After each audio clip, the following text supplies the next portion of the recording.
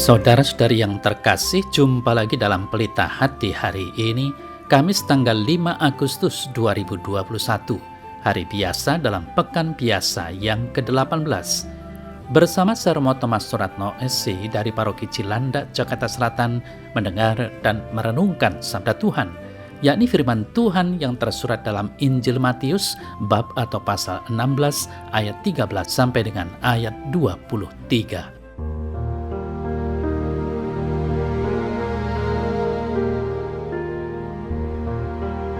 Setelah Yesus tiba di daerah Kaisaria Filipi, ia bertanya kepada murid-muridnya, kata orang, siapakah anak manusia itu?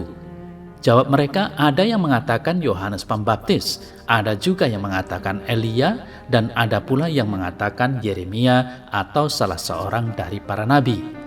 Lalu Yesus bertanya kepada mereka, tetapi apa katamu, siapakah aku ini? Maka jawab Simon Petrus, engkau adalah Mesias, anak Allah yang hidup.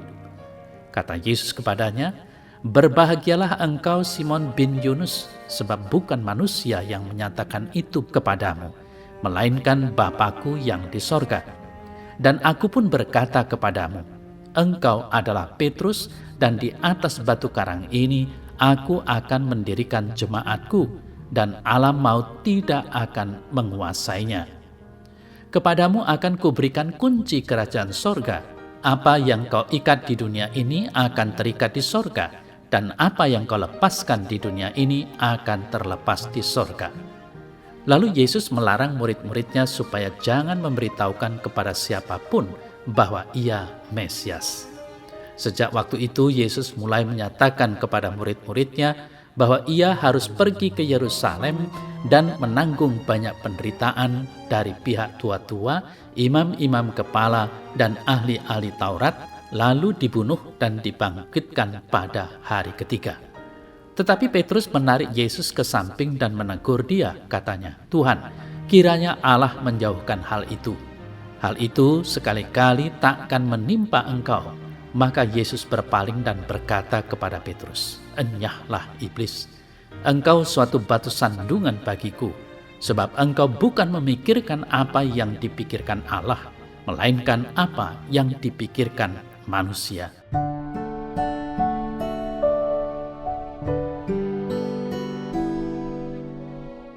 Saudara-saudari yang terkasih, dalam kehidupan ini kita seringkali dikejutkan dengan peristiwa-peristiwa yang sama sekali tidak pernah kita duga sebelumnya akan terjadi. Atau paling tidak, kita tidak percaya begitu saja bahwa peristiwa itu terjadi. Peristiwa alam sedikit banyak mampu kita prediksi.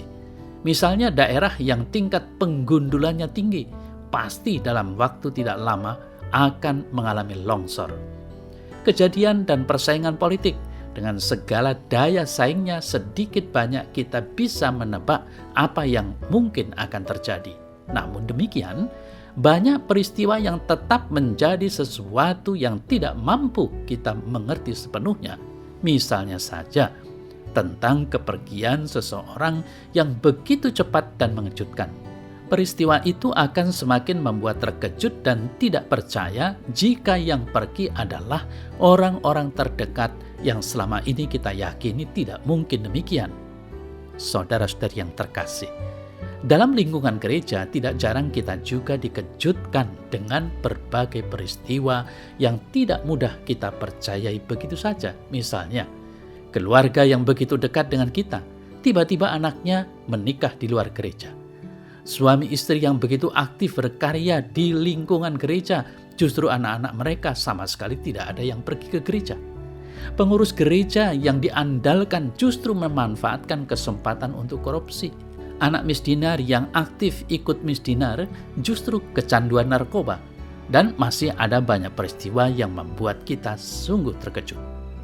Saudara-saudara yang terkasih, di Amerika, sebagaimana kita dengar, ada beberapa pastor yang melakukan skandal pedofil. Di beberapa tempat ada banyak imam yang meninggalkan imamatnya. Di tempat pendidikan imam ada begitu banyak frater yang meninggalkan studinya dengan begitu mudah. Semuanya melukai hati umat, hati gereja, dan bahkan mungkin hati Tuhan sendiri. Ingatlah, keburukan-keburukan yang terjadi di dalam lingkungan gereja pastilah melemahkan gereja itu sendiri. Pertanyaannya, saudara-saudara yang terkasih, apakah ini pertanda bahwa gereja sudah mulai dikuasai oleh maut dalam tanda petik? Setiap saat dan setiap waktu ada banyak kekuatan jahat yang mencoba untuk melemahkan gereja. Cara maut begitu cerdik, sedikit demi sedikit mulai dari bagian-bagian yang paling lemah merambat ke anggota gereja secara keseluruhan. Pelemahan itu dimulai dari diri kita masing-masing saat ini. Jika kita banyak permisif terhadap iman kita, kita juga ambil bagian dalam melemahkan gereja. Jika kita tidak serius dalam beriman, kita ambil bagian dalam usaha iblis untuk menghancurkan gereja.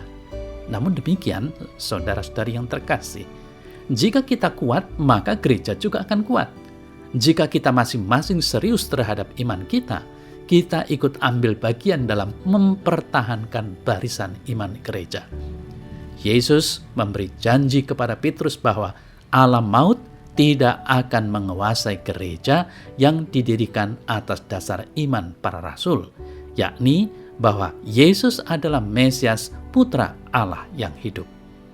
Saudara-saudara yang terkasih, jika dalam kehidupan menggereja kita masih terlalu dominan untuk mengedepankan keinginan masing-masing, mungkin saja apa yang dikatakan Yesus kepada Petrus menjadi apa yang dikatakan kepada kita, yakni, "Enyahlah iblis, engkau suatu batu sandungan bagiku, sebab engkau bukan memikirkan apa yang dipikirkan Allah, melainkan apa yang dipikirkan manusia."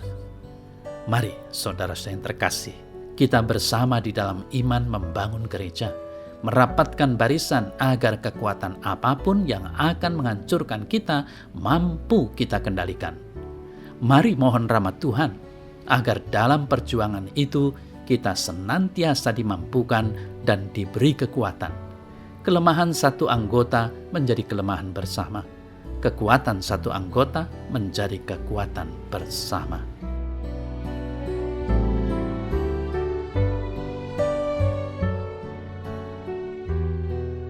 Dalam nama Bapa dan Putra dan Roh Kudus. Amin. Ya Tuhan, kuatkan iman dan kesatuanku di dalam menghadapi berbagai godaan yang melemahkan gereja-Mu. Semoga aku semakin mampu untuk beriman secara sungguh-sungguh dan total. Jangan biarkan aku dikuasai oleh yang jahat. Bantulah aku agar aku mampu bersatu karena iman kepadamu. Amin. Dalam nama Bapa dan Putra dan Roh Kudus. Amin.